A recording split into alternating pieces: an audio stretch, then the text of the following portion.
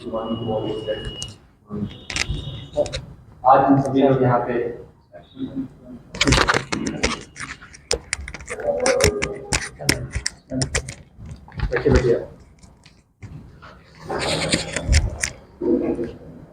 बैठिए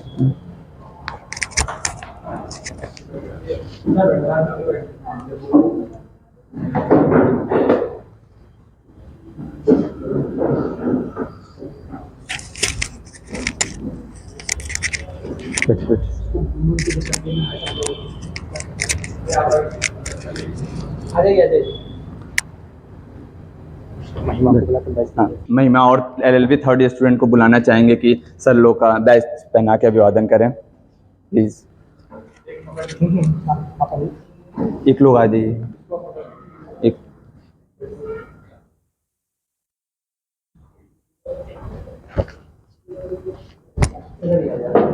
इधर आ जाइए।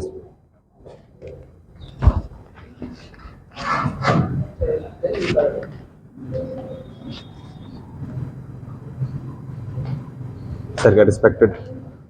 अरे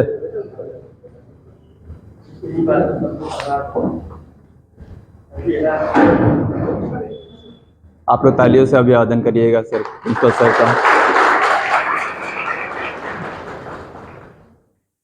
अब हम चाहेंगे हमारे रिस्पेक्टेड APO सर को आप बैच पहनाएं। APO सर लगाइए लगा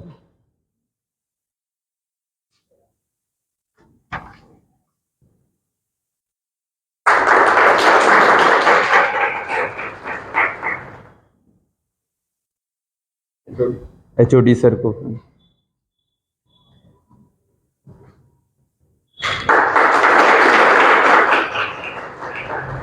रिस्पेक्टेड अजय सर को।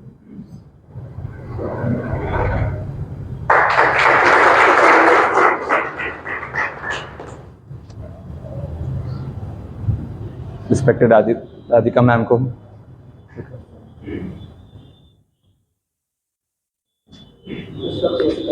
इधर से आ जाइए।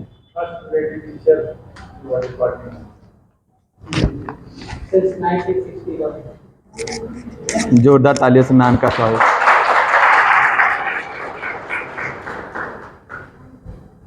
Thank you.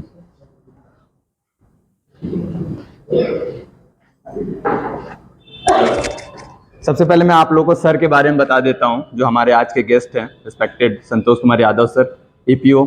सर ने 2003 में LLB किया था DDU गोरखपुर से। उसके बाद सर ने 2009 में Ram Manohar Lohia national law university से LLM किया था। उसके बाद सर ने कुछ साल 4-5 साल लगभग प्राइवेट यूनिवर्सिटी में एज ए गेस्ट लेक्चर पढ़ाया भी है उन्होंने। उसके बाद 2015 बैच में इन्होंने APO assistant prosecution officer UP qualify किया था। ये बिग राउंड ऑफ अप्लॉज। मैं चाहूंगा कि अजय सर आके सर का अभिवादन करें, वेलकम करें।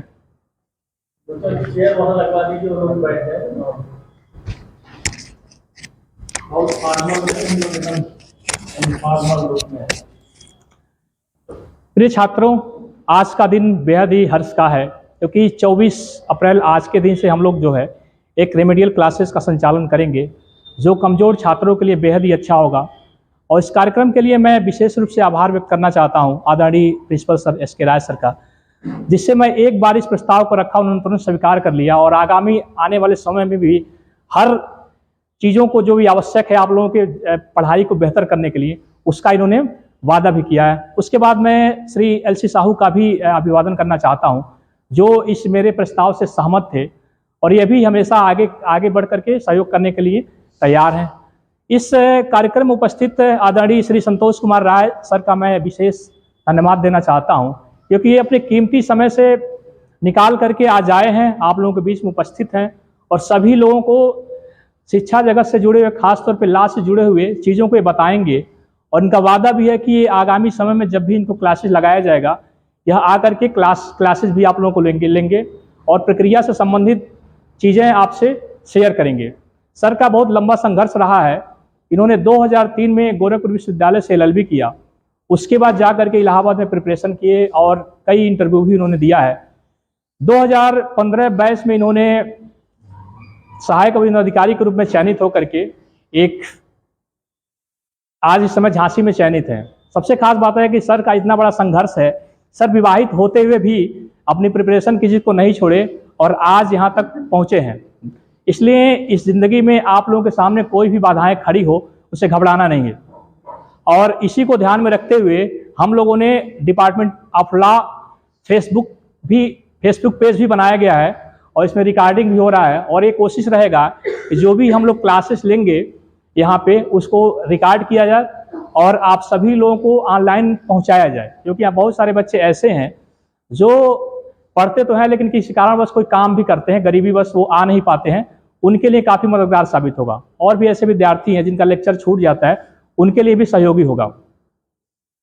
तो आप लोग फेसबुक पे जा करके डिपार्टमेंट ऑफ लॉ का फॉलो करिए, उसको लाइक करिए और आगामी समय में आप लोगों को सूचनाएं मिलेगी और उसमें अपनी शिकायत भी दर्ज करा सकते हैं। और ये पहला, मुझे लगता है पहला डिग्री कॉलेज है जिसका खुद का अपना फेसबुक पेज है। और समय न लेते हुए मैं चाहूँगा कि हमसे तो आप लोग हमेशा रूबरू होते ही रहेंगे, क्योंकि मैं ही इस कार्यक्रम को संचालित कराऊंगा, आगे पढ़ाऊंगी भी और सब लोग कोऑपरेट करने के लिए तैयार हैं।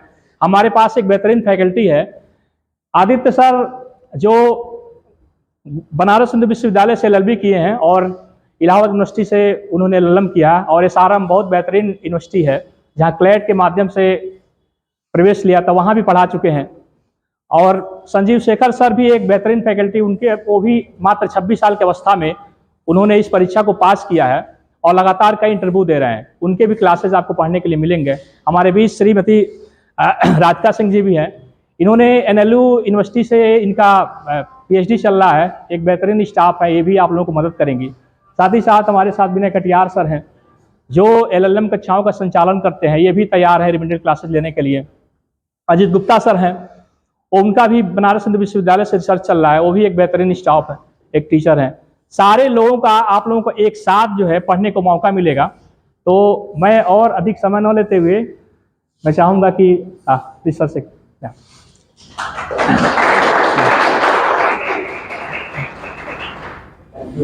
काफी इंस्पायर करने के लिए बच्चों को काफी कुछ नया सीखने को मिला और जानने को मिला। अब मैं चाहूँगा कि मंच पर आदरणीय हम लोगों के संतोष कुमार यादव सर आए और आप लोग। इससे पहले मैं चाहूँगा प्रिंसिपल SK राय सर आके तो सर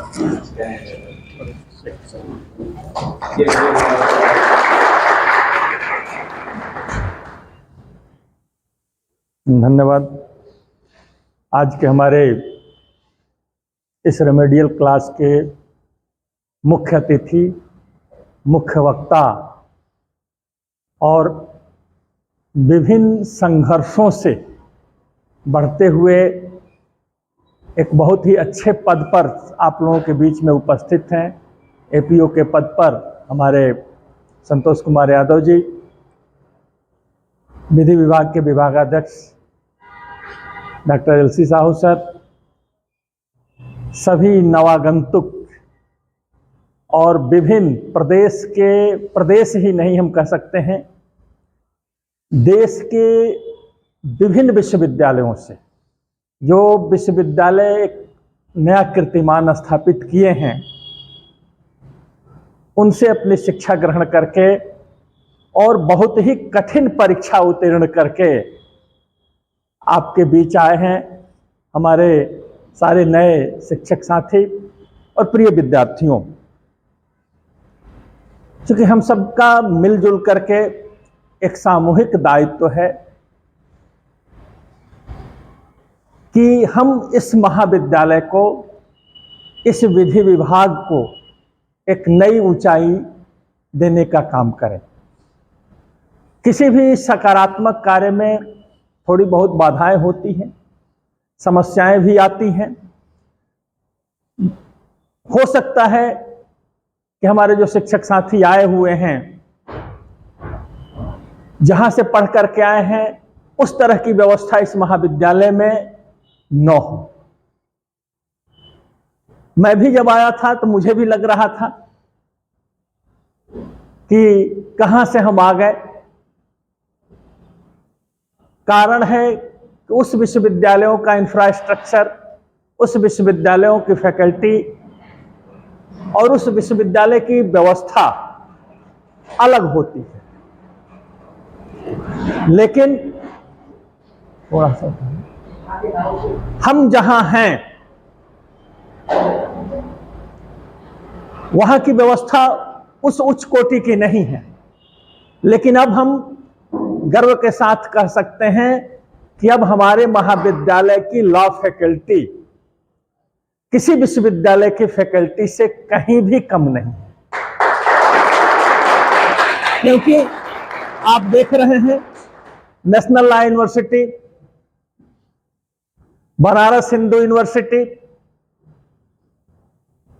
इलाहाबाद यूनिवर्सिटी, अन्य जगहों से शिक्षा प्राप्त किए हुए कठिन परीक्षा उत्तीर्ण करके जो हमारे पास नई फैकल्टी आई हुई है, निश्चित तौर पर उससे इस महाविद्यालय के इस विधि विभाग को एक नया आयाम प्राप्त होगा।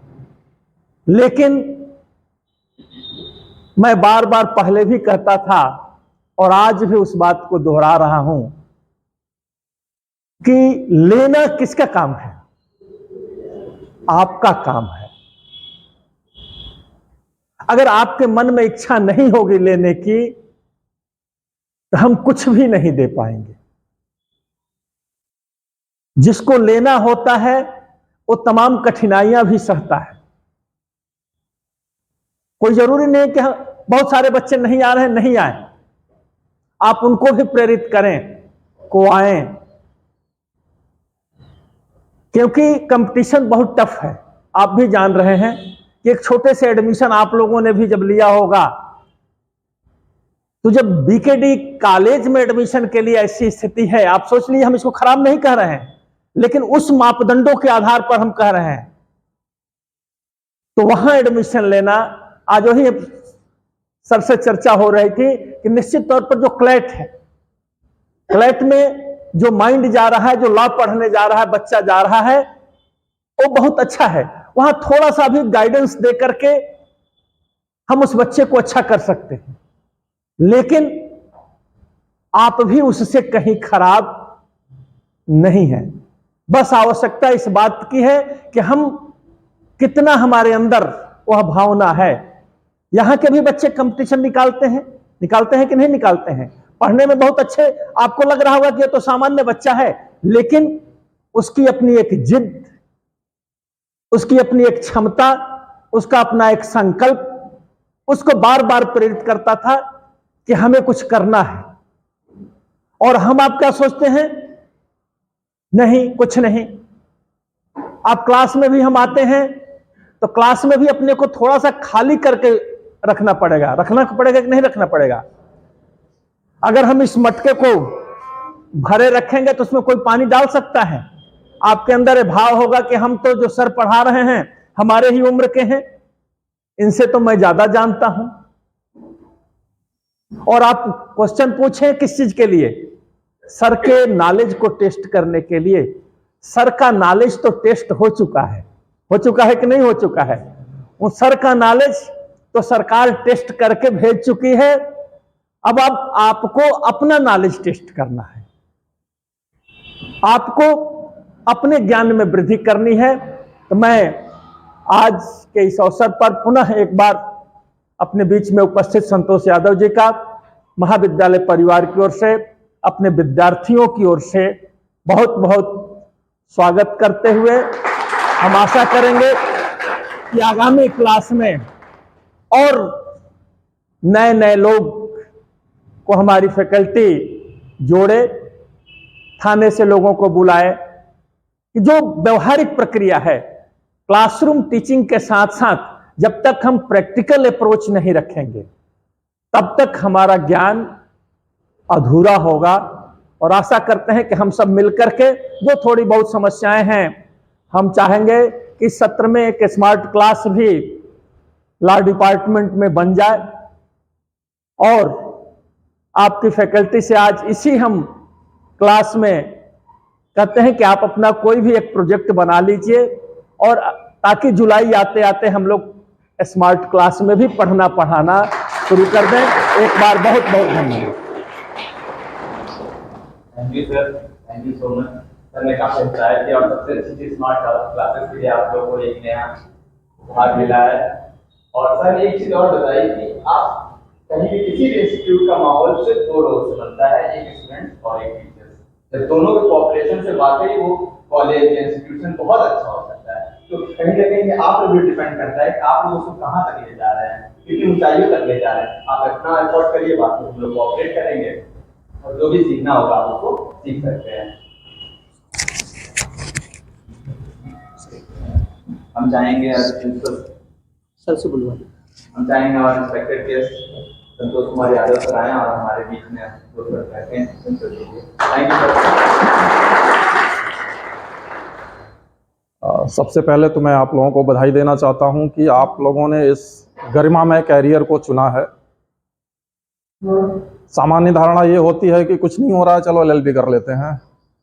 अगर इस माइंडसेट के साथ आप लोग इस प्रोफेशन में आना चाह रहे हैं तो समझ लीजिए फिर कुछ नहीं मिलना आपको यहाँ। अगर आप अपने अंदर ये विश्वास लेके आ रहे हैं कि मैं विधि का ज्ञान चाहे 5% ग्रहण करूं, चाहे 10%, लेकिन वो ज्ञान मुझे सोसाइटी में, समाज में अलग पहचान देगा। नंबर मायने नहीं रखते हैं, आपने 50% से एलएलबी की है या 90% से एलएलबी की है।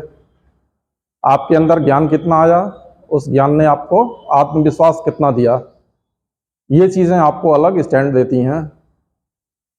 अपनी बात शुरू करने से पहले सबसे पहले मैं क्षमा चाहते हुए अजय सर की एक बात काटूंगा। इन्होंने मेरा परिचय देते हुए कहा है कि विवाहित होते हुए भी, तो मैं आप लोगों को बता दूं कि विवाहित होना कहीं से कोई बाधा नहीं है।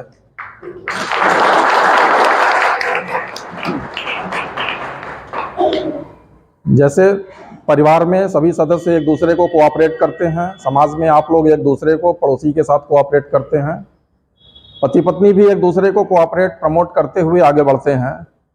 अगर कोई किसी की टांग खींचने को उतारू हो ही जाए तो कहीं कोई खींच सकता है। पत्नी ही खींचे जरूरी नहीं, पड़ोसी भी खींच सकता है, आपका क्लासमेट भी खींच सकता है, आपके टीचर भी खींच सकते हैं।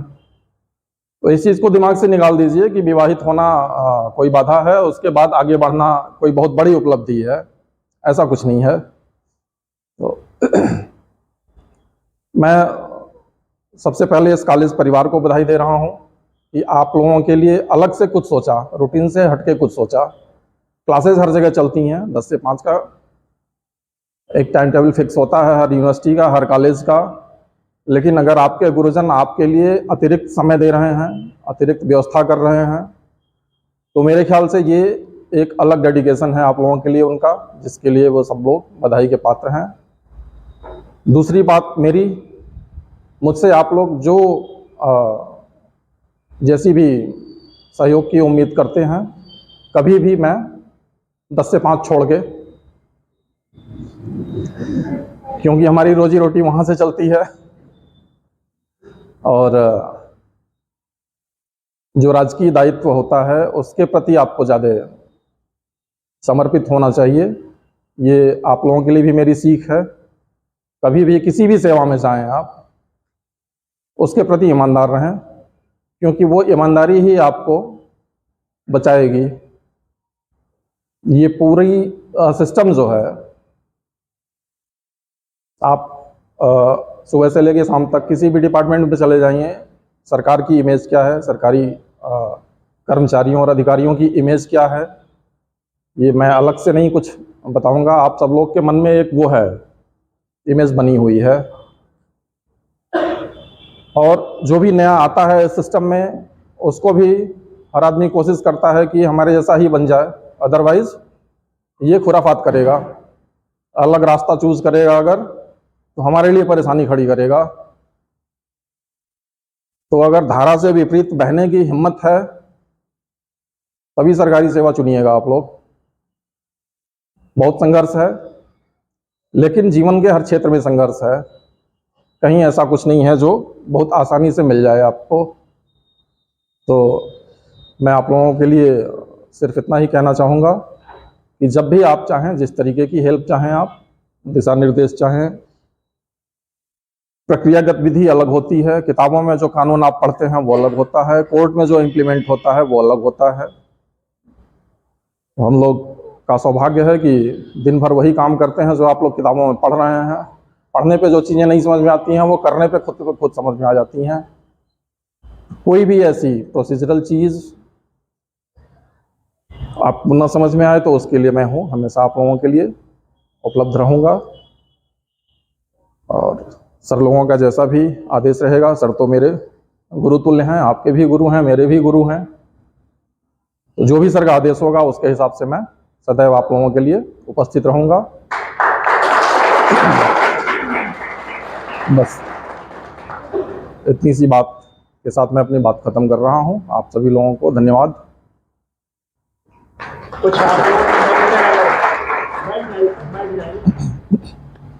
कुछ अगर पूछना चाहें क्लास अगर है तो क्लास वाइटल होनी चाहिए। एक आदमी बोलता रहे, सामने वाले सब लोग सुनते रहें, ये अच्छा नहीं होता है। क्योंकि मैंने पढ़ाया भी है, बहुत समय तक पढ़ाया है। मेरा मानना है कि आप इंटरेक्ट करिए टीचर से अपने, वो जो भी बता रहा है तुरंत तत्काल नहीं समझ में आ रहा है तो ज़रूर पूछिए, ये टालिए नहीं कि ये घर जाके खुद पढ़ लेंगे या समझ लेंगे।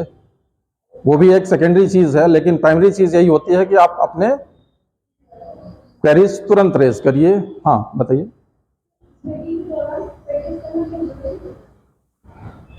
अगर आपको लगता है कि कैरियर आपको प्रैक्टिस के ही फील्ड में बनाना है, आपको कोर्ट में प्रैक्टिस ही करनी है, तो आप शुरू कर सकते हैं जैसा आप टाइम मैनेज कर पाएँ। क्योंकि बहुत हैक्टिक शेड्यूल होता है कोर्ट का काम जो होता है, और ख़ास करके जूनियर्स के लिए। सीनियर तो आराम से एक जगह बैठा है या एक कोर्ट में गया, जूनियर्स को 20 कोर्टों में भाग दौड़ करनी पड़ती है। तो फिजिकली और मेंटली आपके लिए हैक्टिक होता है। अगर आप मैनेज कर सकें और एम क्लियर हो कि मुझे प्रैक्टिस ही करनी है, तो शुभ काम में देरी नहीं करनी चाहिए। और कोई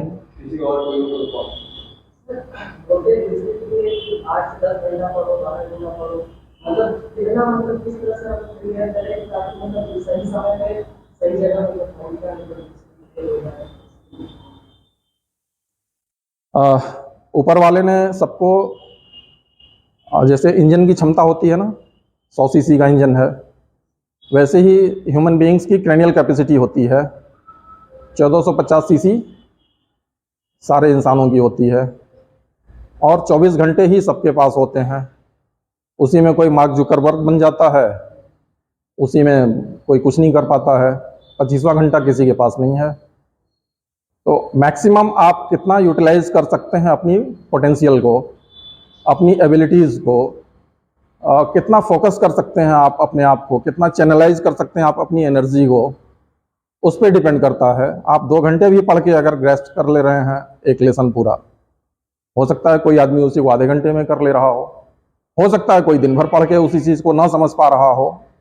तो सबकी अपनी अपनी एबिलिटीज़ हैं।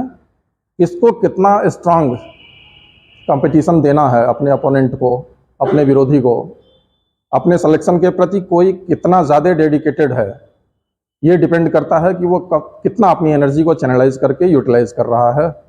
ये नहीं कि हम 10 घंटे बैठे हैं, 12 घंटे बैठे हैं, 14 घंटे बैठे हैं, ठीक है, लेकिन वो 14 घंटे आप फोकस्ड हैं अपने एम पे, अपने ऑब्जेक्ट पे। कहने के लिए नहीं कि हम 14 घंटे पढ़ते हैं, आप 4 घंटे ही पढ़िए, उस 14 घंटे वाले को आप फाइट दीजिए। जितना ग्रेस्प किया 14 घंटे वाले ने, उसको आप समझा सकें कि तू 4 घंटे, मैं 4 घंटे पढ़ के भी इतनी चीज़ें गेन कर सकता हूँ। तो टाइम को लेके बहुत परेशान होने की ज़रूरत नहीं है। ज़रूरी चीज़ है आप अपने आप को, अपनी एनर्जी को चैनलाइज करिए, अपने आप को फोकस रखिए अपने उद्देश्य के प्रति।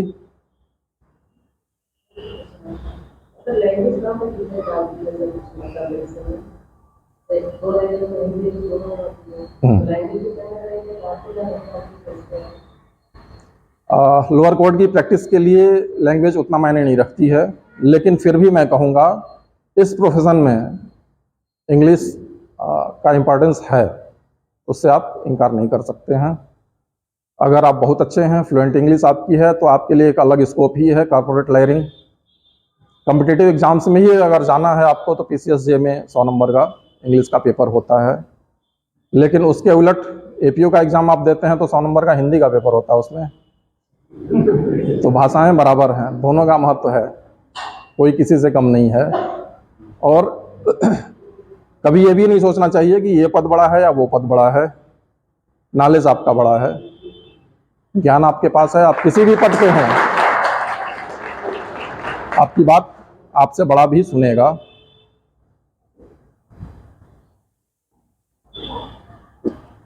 और कोई?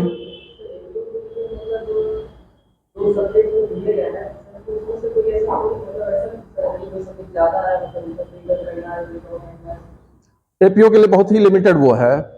आपके प्रोसीजरल सब्जेक्ट्स 3 हैं, सीआरपीसी, आईपीसी, एविडेंस। ये 3 पेपर सिर्फ पूछे जाते हैं और एक हिंदी। और जीएस तो हर कंपटीशन में लाजिमी है, होता ही होता है।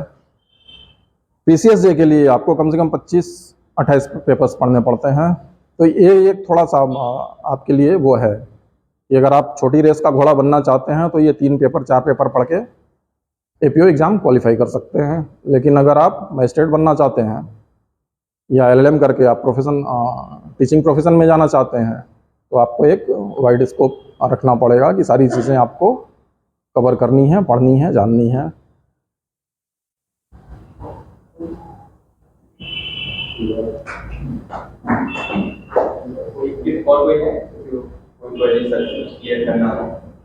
और एक चीज़ और आप लोगों से शेयर करना चाहूँगा, मैं यहाँ खड़ा हूँ, मुझे नहीं अच्छा लग रहा है, मुझे वहीं अच्छा लगता है आज भी।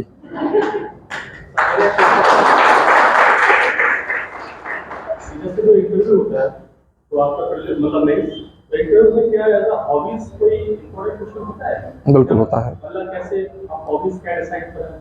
क्योंकि मोस्टली जो क्वेश्चन होते हैं वो आपके पर्सनल में लोग फिल किया जाता है। तो हॉबीज हम कैसे मतलब कौन सी हॉबीज तय करें?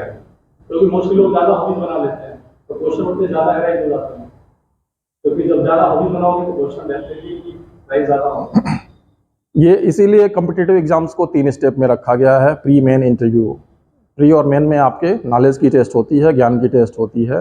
इंटरव्यू आपका व्यक्तित्व परीक्षण होता है। हिंदी में व्यक्तित्व परीक्षण ही कहा जाता है साक्षात्कार को, इंटरव्यू को। इंटरव्यू में आपकी बॉडी लैंग्वेज, आपका प्रेजेंटेशन, ज्ञान नहीं चेक करता है कोई। आप अपने ज्ञान को प्रेजेंट कैसे कर रहे हैं, प्रस्तुत कैसे कर रहे हैं बोर्ड के सामने, ये चीज़ मायने रखती है।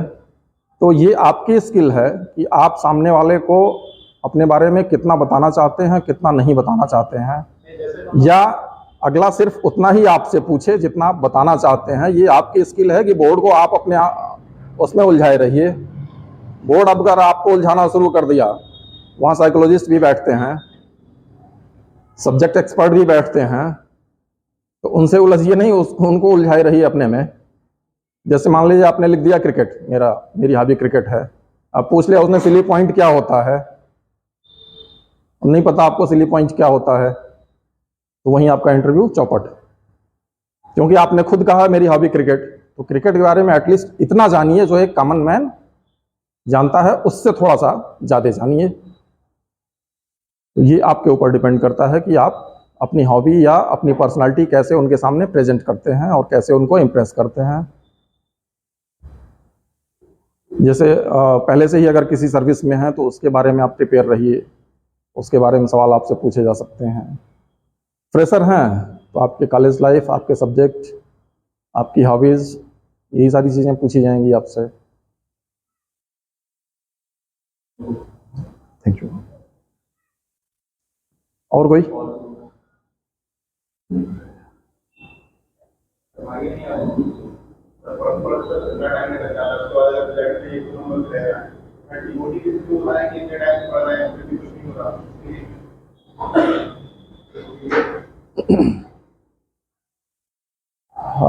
सेल्फ मोटिवेशन से बड़ी कोई चीज़ नहीं होती है।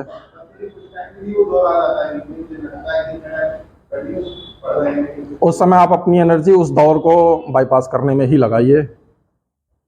कोई नेगेटिविटी अपने अंदर ना आने दीजिए। आपको लगता है कि मैं 1-2 नंबर से रह गया, तो आप ये सोचिए कि बहुत से ऐसे लोग हैं जो 100 नंबर से रह गए हैं, जो 150 नंबर से रह गए हैं। कभी कभी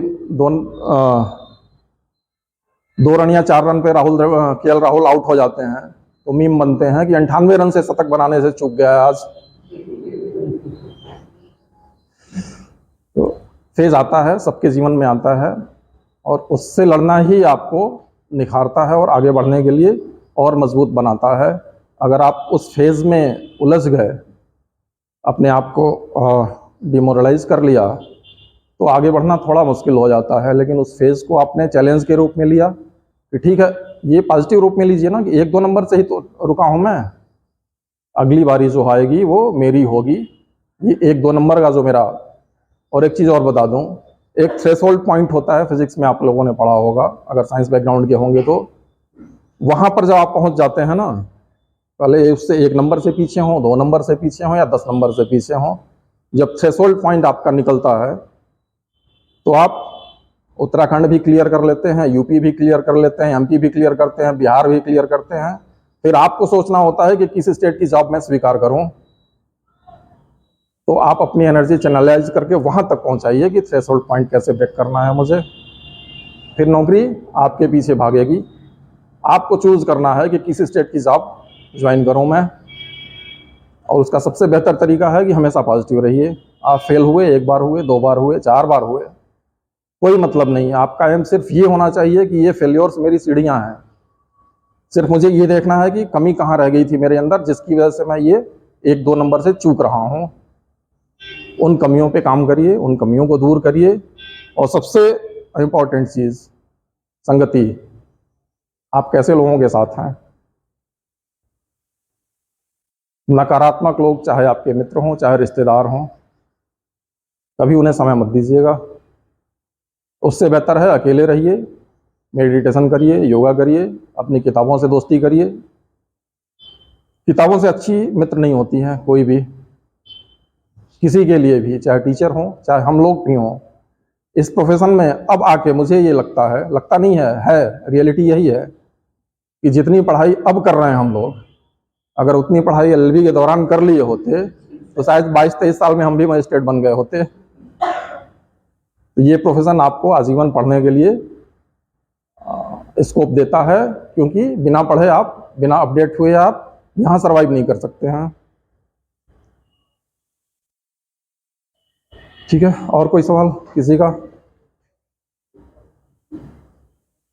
समय समय पर मिलते रहेंगे सर, ठीक है। स्पेशल क्लास के लिए आज तो हम लोग केवल नहीं, यंग माइंड से इंटरेक्ट करना हमेशा हम लोगों के लिए भी। मैं ये नहीं कह रहा हूँ मैं बूढ़ा हो गया हूँ,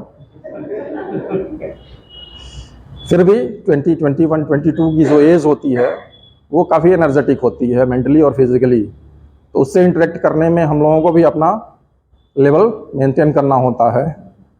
तो हमेशा मैं आज भी चाहता हूँ, अगर मुझे मौका मिलेगा तो मैं टीचिंग जॉब में वापस आऊँगा। ओके, थैंक यू आप सभी लोगों को।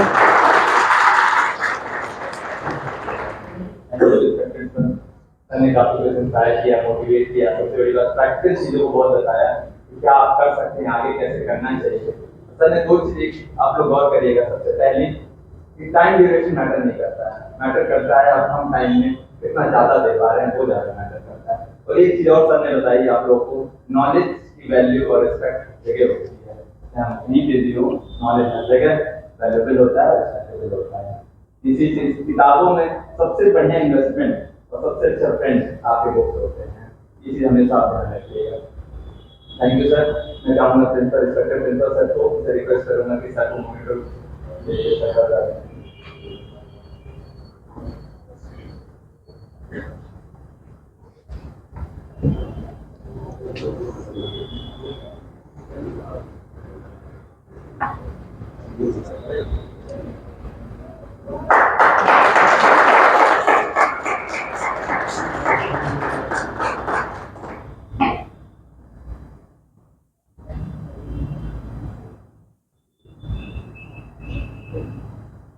हो गया तो अपने चलो अपने वाले से ट्रांसफर कर चलिए, आ जाइए, लगा लीजिए। इसका नाम ही है स्मृति चिन्ह। महाविद्यालय की उन्नयन पत्रिका है।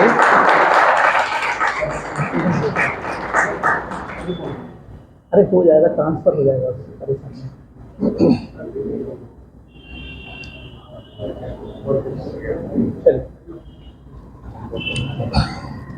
और देखिए मेरे नाम के साथ इस स्मृति चिन्ह के साथ मेरे जिले का नाम भी जुड़ा हुआ है।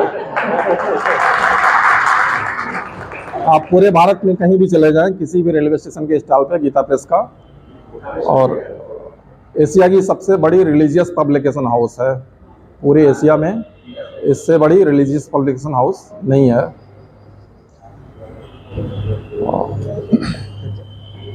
चलो सर, 2 मिनट मैं चाहूंगा respected HOD sir vote of thanks देंगे सर। थैंक यू संचालक जी। आज के कार्यक्रम के मुख्य अतिथि संतोष कुमार यादव जी, देखिए आपने एक बहुत अच्छी बात बताई। मैं भी बार बार क्लास में कहता हूँ कि स्टूडेंट इस बात को हमेशा याद रखे, इस प्रोफेशन में जो भी आया हो, जो भी इस प्रोफेशन में आ जाता हो, वो आजीवन स्टूडेंट रहता है। किसी भी उसमें आप सर्विस में आ जाएं, अगर स्टूडेंट नहीं रहे तो वो क्वालिटी आपकी चली जाएगी। तो इस प्रोफेशन में आने से आप जिस तरह के वो बर्तन मांजते ना, बर्तन हर दिन मांजना पड़ता, अगर हर दिन नहीं मांजो तो क्या होगा, गंदगी लग जाएगी। तो वही स्थिति आप सबकी है कि अगर इसे आप हर दिन अपने आप को पढ़ाई में लगाए रहोगे तो आप हमेशा चमकदार बने रहोगे, किसी भी फील्ड में हो, चाहे वकालत हो, चाहे एपी हो, चाहे मास्टर प्रोफेसर ही हो, और चाहे सिविल जज हो या लीगल एडवाइजर हो, हमेशा बर्तन की तरह रेगुलर पर डे मजना होगा। तभी आप इस प्रोफेशन को अच्छी तरह से जीवंत जी सकते हैं। दूसरी चीज जो रेमेडियल क्लास का अजय जी ने बीड़ा उठाया है, देखिए जो नाम आए हैं वो बहुत कम आए हैं। रेमेडियल का मतलब ये नहीं उसमें लिखा कमजोर बच्चों के लिए। हम भी कमजोर हैं, क्यों? हर सब्जेक्ट हमारा परिपूर्ण नहीं होगा, हर क्षेत्र में की महारत हमें हासिल नहीं होगी। तो ऐसी स्थिति में ये जरूरी नहीं कि आज सीआरपीसी पढ़ाई जा रही, मुझे आता है, मैं अटेंड नहीं करूंगा। देखिए किसी भी चीज को प्राप्त करने के लिए 5 अगर स्टेप आप पूरे करते हैं तो कोई ताकत नहीं है कि जो आपको भुला ले जाए। रीडिंग, राइटिंग, लिसनिंग और थिंकिंग के बाद स्पीकिंग, अगर ये 5 स्टेप आप पूरे कर ले जाएं तो कोई ताकत आपकी स्मृति को भुला नहीं सकती। तो ऐसी स्थिति में ये रेमेडियल क्लास का उद्देश्य यही है कि क्लास में पढ़ने के बावजूद भी आप अगर इसमें भी आप ज्वाइन करेंगे तो किसी को ये नहीं कहे कि आप 4th सेमेस्टर के 2nd में क्यों आ गए या 6th सेमेस्टर के 4th में क्यों आ गए। आप किसी भी सेमेस्टर के हो, आपको अगर कोई सब्जेक्ट ऐसा लग रहा है तो आप बिल्कुल बाकायदा बैठिए। और हमारे जो आए हैं, जो इतनी फेमस यूनिवर्सिटियों से आए, जितने भी टीचर आए और इतने कड़ी मेहनत से आए, कि आप अगर इन लोगों की मेहनत का लाभ लेना चाहोगे तो शायद कोई इंस्टीट्यूट, कोचिंग इंस्टीट्यूट आपको दे पाए, कोई नहीं दे सकता। तो ऐसी स्थिति में ये रेमेडियल क्लास का फायदा लीजिए और हमेशा अपने आप को स्टूडेंट मान के ही चलिए। और जैसा कि एक और चीज बताई थी हमारे एपीओ साहब ने कि प्रक्रियात्मक विधि टीचिंग से, पढ़ाई से थोड़े हटके होती है, लेकिन मेरा एक मानना है, मैं थोड़ा हटके रहता हूं इस विषय पे। कई लोगों से सुना कि कोर्ट में और क्लास में दोनों में अंतर है, लेकिन अगर क्लास का कुछ नहीं आता होगा तो कोर्ट में भी आप कुछ नहीं कर पाओगे, क्योंकि बेसिक चीज है। अगर नींव आपकी मजबूत है तो इमारत तो बन जाएगी, लेकिन अगर नींव कमजोर है, आपको पता ही नहीं एविडेंस में क्या है, तो वहां क्या खाक कर लोगे प्रोसीजर लॉ में, क्या सीआरपीसी में है एप्लीकेशन डाल पाओगे अगर पता ही नहीं है कि बेल कहां होती है। तो ठीक है, ये भ्रांति है, लेकिन भ्रांति के साथ अगर बेसिक स्ट्रक्चर जैसा कॉन्स्टिट्यूशन प्रीएम्बल में पढ़ते हैं, अगर आपका मजबूत नहीं है तो कितने भी कोर्ट में सीख जाओ, सिवाय मूंगफली के कुछ नहीं मिलेगा। तो रेमेडियल क्लास का आप लोग लाभ लीजिए। आज के हमारे आए हुए मुख्य अतिथि का हम अपने महाविद्यालय परिवार की ओर से, अपने सभी छात्र छात्राओं की ओर से और अपने विभाग की तरफ से हार्दिक आभार व्यक्त करते हैं। इन्होंने इतना अमूल्य समय दिया। और साथ ही साथ हमारे कॉलेज के संरक्षक, हमारे विभाग के साथी प्रोफेसर एस.के. राय जी, प्राचार्य बुंदेलखंड कॉलेज झांसी का भी, जो हमेशा केवल एक ही बात कहते हैं, ये बात मानिए आप, कहीं भी कुछ भी हो विभाग की बात जरूर करेंगे। और विभाग में चल क्या रहा है यार, थोड़ा और करिए, विभाग का नाम होना चाहिए, विभाग में कुछ ना कुछ होता रहे। कोई बंदा सोता ना मिले, लगे एक्टिव हैं। आपने देखा हो हमारे बच्चे भी फुल हमारे साथ देते हैं। तो ऐसी स्थिति में वो किसी भी प्रकार का अर्थ का भी ध्यान नहीं देते कि विधि विभाग में कहीं कोई कमी है तो केवल हमें ये बताइए कि कहाँ कमी है, ले जाइए। तो ऐसी स्थिति में वो भी ये कहते हैं कि गिव एंड टेक होना चाहिए, समझे। अगर हम आपको देते हैं तो आपको भी कुछ उसका परिणाम मुझे देना होगा। अगर हम आपको सोच रहे कि पढ़ाए तो आप भी एक स्टेप बढ़े। मैं एक हमेशा कहता हूं कि अगर मैं पढ़ा रहा हूं, आपने देखा भी होगा कि हम पढ़ाते हैं तो पढ़ाने के बाद क्या करते हैं साथ में, तो हम गिव टेक वाला मामला जानते हैं कि भाई हमने दिया तो आप भी कुछ दीजिए। तो यही स्थिति हमारे प्राचार्य जी की है और हम उनका दहे दिल से और अपने पूरे विभाग और छात्र छात्राओं की तरफ से भी आभार, और साथ ही साथ हमारे सभी साथी जिनके सहयोग से क्लासेस चालू हो रही, सभी का हम हृदय से विभाग की ओर से आभार व्यक्त करते हैं। और सबसे बड़ा आभार हम आप सबका व्यक्त करते हैं जिनकी वजह से आज हम ये कार्य कर सके। और जितने भी हमारे मीडिया वाले हैं, फेसबुक वाले हैं, इन सभी का भी विशेष तौर से आभार जो हमारी फेम पहुंचाएंगे। और मैं सभी से भी ये अनुरोध करना चाहूँगा कि वह इसको लाइक और कमेंट में अच्छा अच्छा दें, ताकि हमारा, और देखिए इज्जत देने से इज्जत मिलती है, इज्जत देने से। अगर विभाग का नाम होगा तो आपका नाम तो ऑटोमेटिक है, या आपका नाम होगा तो विभाग का नाम है, हमारे साथियों का काम होगा तो विभाग का नाम है। इसीलिए, और विभाग का नाम है तो कॉलेज के प्राचार्य जी का भी तो नाम, तो एक दूसरे से सब लिंकअप है। और साथ ही साथ जिन हम अतिथियों का सहयोग लेते हैं, जिनका मार्गदर्शन देते हैं, उनकी अमिट छाप तो हमारे विभाग में रहती है। तो सभी का आभार। और जाने अनजाने में हमारे कर्मचारियों का जो इतनी अच्छी व्यवस्था उपलब्ध कराते हैं, हमारे मनोज जी है, अरशद है, और मोहन, और जितने भी आते हैं कर्मचारी, सभी का भी हृदय से आभार। और जाने अनजाने में इनका छूट गया उन सबका भी आभार। एक बताइए, कितने लोगों के फेसबुक हैं? सबके हैं। रोज किस किस तरह का फोटो डालते हैं? नहीं, किस तरह का फोटो डालते हैं? कोई कपड़ा पहन रहा है उसका डाल रहा है, कोई घूमने जा रहा है उसका डाल रहा है। कभी पढ़ते हुए फोटो डाला है? नहीं, बताओ। कभी लाइब्रेरी में बुक सर्च करते हुए फोटो डाला है? हमें जिससे फायदा है उसका हम नहीं डालते हैं। डालते हैं जब वो हम डालेंगे, वो कंपटीशन हमारे बीच में होगा। आज का युवा वर्ग क्या कर रहा है? खा रहा है, बात कर रहा है, गोलगप्पे खा रहा है, उसका तो फोटो डाल रहा है। लेकिन जिससे हमारे करियर में फायदा है उससे हम छुप रहे हैं। छुप रहे हैं कि नहीं छुप रहे हैं?